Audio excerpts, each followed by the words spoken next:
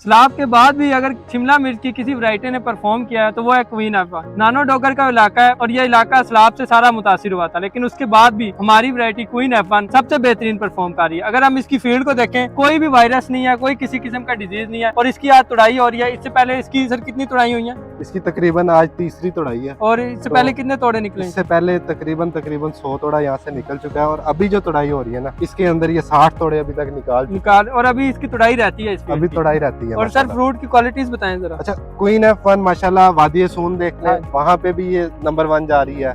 नानो डोगर देखें, यहाँ भी नंबर 1 जा रही है। सिंध की काश्त के हवाले से देखें, वहाँ भी बेहतरीन पैदावार है। पाकिस्तान पूरे के अंदर अगर देखें तो सबसे बेहतरीन यही है।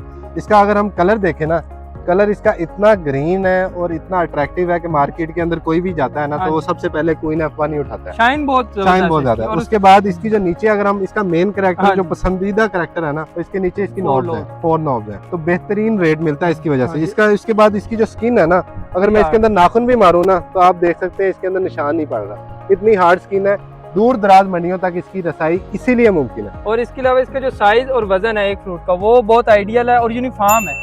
और उसके अलावा फ्रूट की जो आप कह लें कि एक शेप है वो इसकी बरकरार है, देख लो। तो इसीलिए हम कहते हैं जी, green gold is the dream gold.